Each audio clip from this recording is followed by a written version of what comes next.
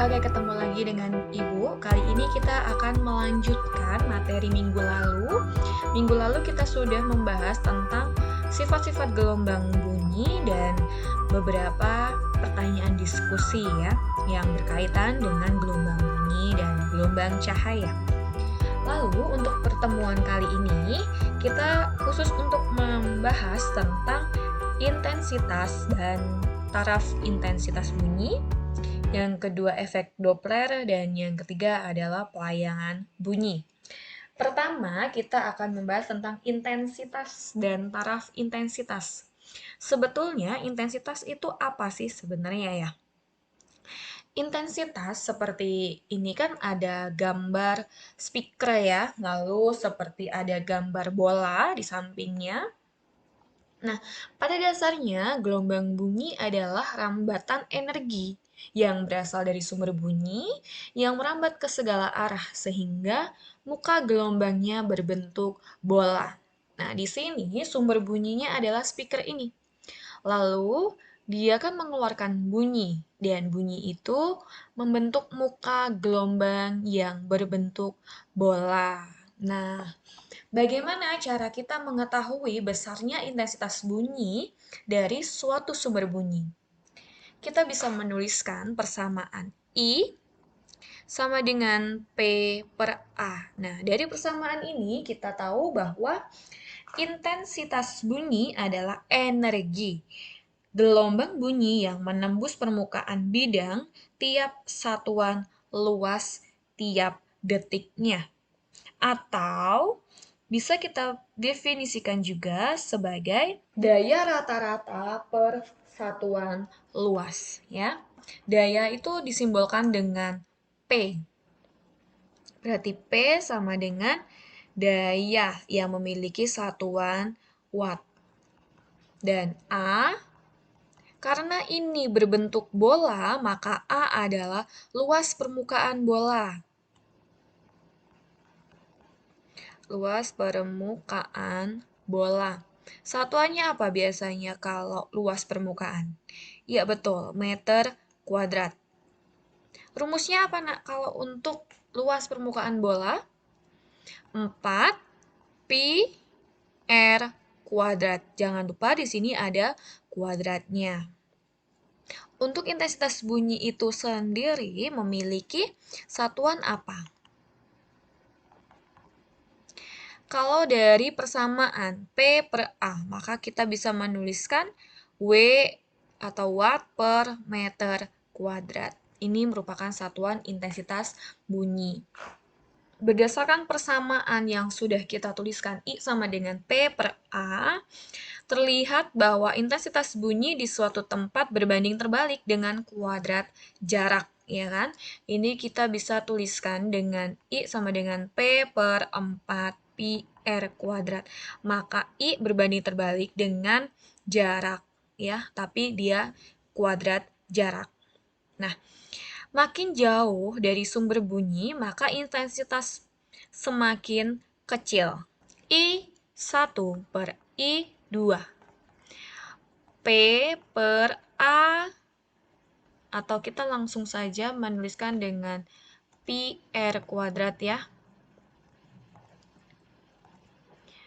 Pi R kuadrat kali 4. Nah, ini R-nya keberapa? Pertama. P-nya dayanya andai kan sama gitu ya.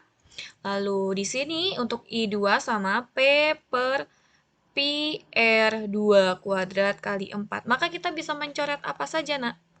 I per I2, kita bisa coret P-nya atau daya, lalu pi, lalu 4. Maka kita bisa menuliskan untuk I1 per I2 sama dengan R2 kuadrat per R1 kuadrat. Nah, di sini kenapa R2 menjadi di atas? Karena kita ini bisa memberikan seperti ini. 1 per R2 kuadrat. Maka kalau dikali silang jadi 1 per R1 kuadrat, R2 per 1. Satunya coret, maka si R2-nya ada di atas. Nah, kita bisa pahami ini, sama pahami ini. Selanjutnya, setelah intensitas bunyi ini, kita akan belajar tentang taraf intensitas. Apa sudah ada yang tahu? Taraf intensitas bunyi itu sebetulnya apa, Nak?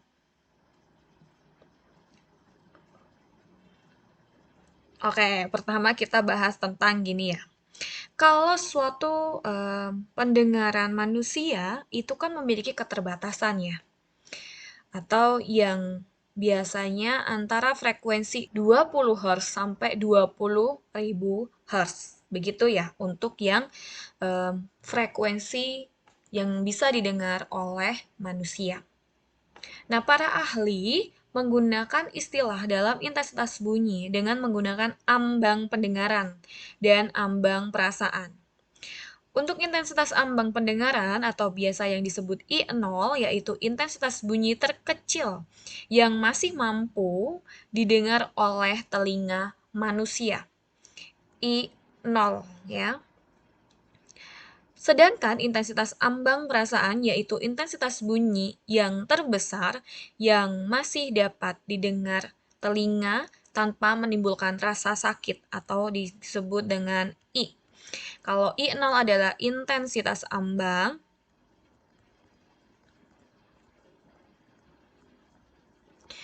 dengan besar 10 pangkat negatif 12 watt per meter kuadrat, atau bisa kita menuliskan dengan 10 pangkat negatif 16 watt per sentimeter kuadrat.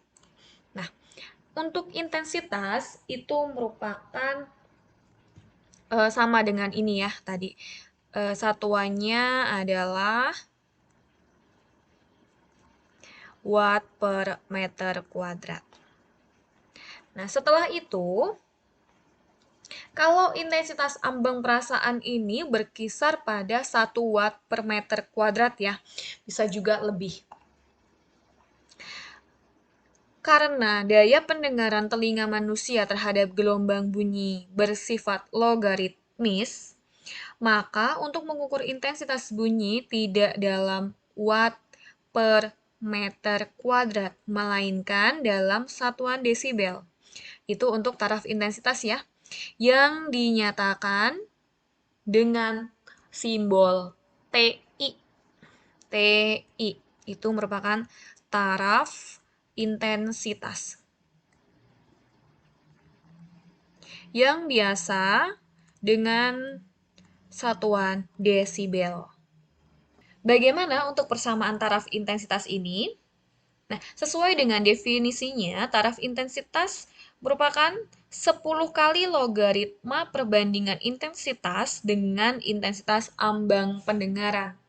Berarti TI sama dengan 10 logaritma intensitas dengan intensitas ambang. Nah, ini untuk rumus umum taraf intensitas. Bagaimana jika sumber bunyinya ada beberapa? Kalau untuk rumus ini kan misalkan saja mesinnya atau sumber bunyinya satu buah ya. Maka di sini bisa kita tuliskan log N dikali I. Kita beda warna ya. Ini N, I per I0. Maka kita bisa jabarkan untuk TI ini 10 log I per I0 ditambah dengan 10 log N.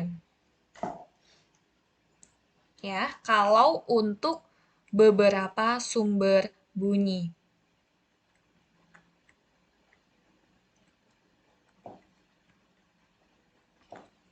Bisa juga sebetulnya kita sederhanakan. Karena ini TIN ya.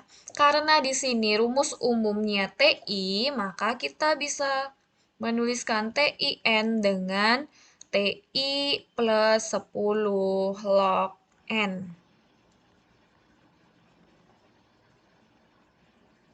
Maka tadi ada yang pertama intensitas, yang kedua ada perbandingan intensitas dan jarak, lalu ada taraf intensitas ketika satu sumber bunyi, dan ada taraf intensitas ketika beberapa sumber bunyi. Ini ya, untuk taraf intensitas.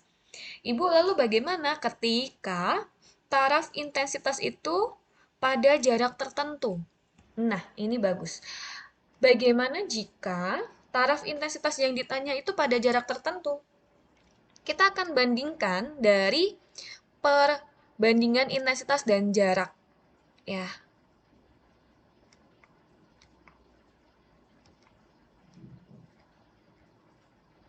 seperti ini tadi, kita punya persamaan I per I2 sama dengan R2 kuadrat per R1 kuadrat.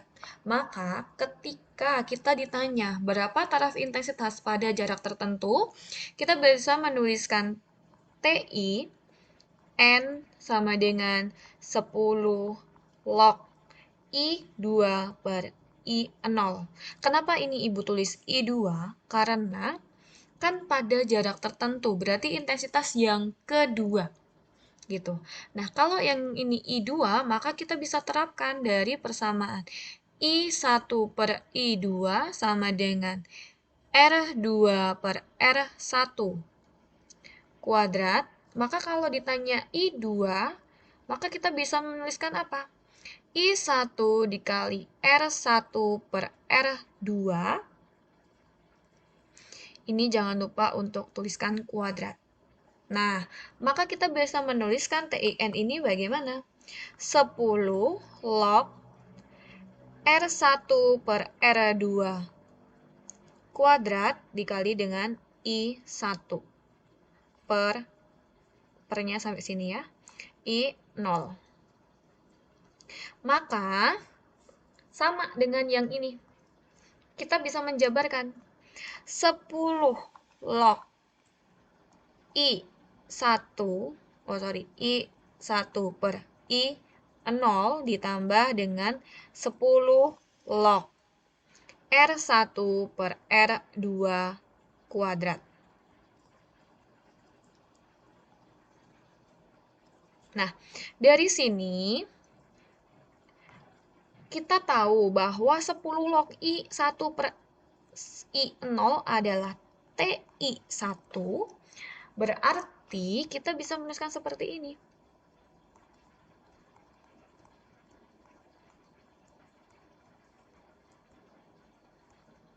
Nah, ini bisa ketika pada jarak tertentu.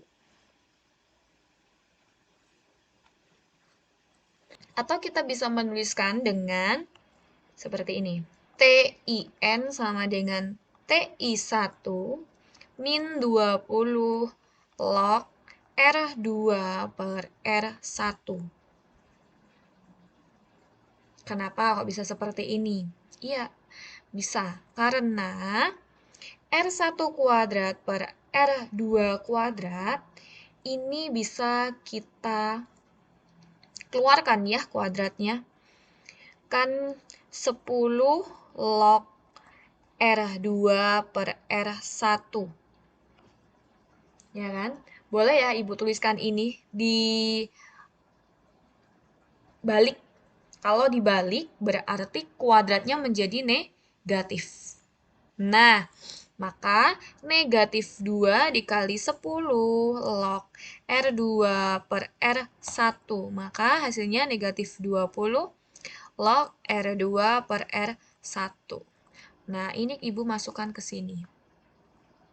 Kalau menggunakan positif, yaitu positif 10, maka di sini masih menggunakan kuadrat. Tetapi kalau udah menggunakan negatif 20, maka kalian tidak menggunakan kuadrat dan R-nya itu dibalik. Boleh menggunakan persamaan yang ini, ya, atau persamaan yang ini. Boleh kedua-duanya.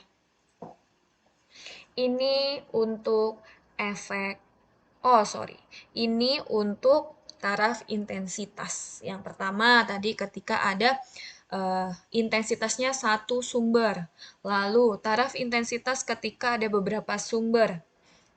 Lalu ada ketika jarak tertentu. Ya, ini. Nah, sekarang saatnya kita membahas tentang efek Doppler.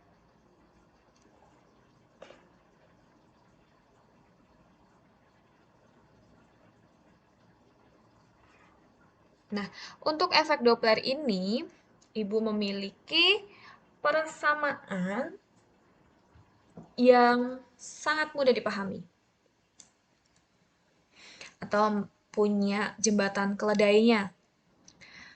Kalau efek Doppler itu biasanya dirumuskan sebagai frekuensi pendengar sama dengan kecepatan plus minus kecepatan pendengar berbanding kecepatan sumber dikalikan dengan frekuensi sumber. Nah, dari sini ada persamaan, dari sini ada jembatan keledainya. Kita menuliskan P dan S, jangan terbalik ya. Nah, dari P dan S ini kita bisa menggunakan ketentuan garis bilangan. Ketika pendengar mendekati sumber, lalu sumbernya terus berjalan ya, maka V pendengar berarti V per V, P-nya ke kanan berarti dia bernilai positif, S-nya juga ke kanan berarti bernilai positif. Positif, VP kali Fs. Begitu juga ketika P dan S ini saling mendekati. Maka S bernilai negatif dan P bernilai positif. Kalau P-nya menjauhi sumber bagaimana? Sumbernya mengarah ke kiri, pendengarnya mengarah ke kiri. Berarti mereka sama-sama negatif. Ya, ada ketika pendengar mendekati sumber, ada yang pendengar dan sumber saling mendekati, dan ada juga pendengar yang menjauhi. Kalian tinggal aplikasikan ya dari PS ini. Itu untuk efek Doppler. Lalu sebenarnya efek Doppler itu apa sih? Jadi, efek Doppler itu merupakan perbedaan frekuensi sumber bunyi bila didengar oleh orang yang bergerak ataupun sumber bunyi yang bergerak. Maka di sini yang ditulis adalah frekuensi. Itu untuk efek Doppler. Yang ketiga, kita akan membahas tentang pelayangan bunyi. Pelayangan bunyi ini sangat simpel ya. Pelayangan bunyi merupakan fenomena di mana intensitas yang terjadi antara dua gelombang yang memiliki amplitudo sama, namun frekuensinya sedikit berbeda. Misalkan ada sumber bunyi yang pertama atau yang Ibu tulis dengan F1 itu memiliki frekuensi 380 Hz. Lalu untuk frekuensi sumber bunyi yang kedua, dia memiliki frekuensi 385 Hz. Nah, ini bisa kita cari pelayangan bunyinya dengan menselisihkan mereka, atau FL sama dengan selisih antara F2 min F1. Dan mereka adalah mutlak ya. 385 min 380. Maka hasilnya adalah 5 Hz. Nah, ini merupakan frekuensi layangan. Maka rumus untuk frekuensi layangan adalah nilai mutlak dari F2 min F1. Sudah ini. Oke ya, untuk bahasan kali ini ada yang pertama intensitas dan taraf intensitas bunyi, yang kedua ada efek Doppler, dan yang ketiga ada pelayangan bunyi. Kalau yang ini memang banyak ya intensitas dan taraf intensitas, terutama yang taraf intensitas bunyinya. Kita harus pahami yang ditanya itu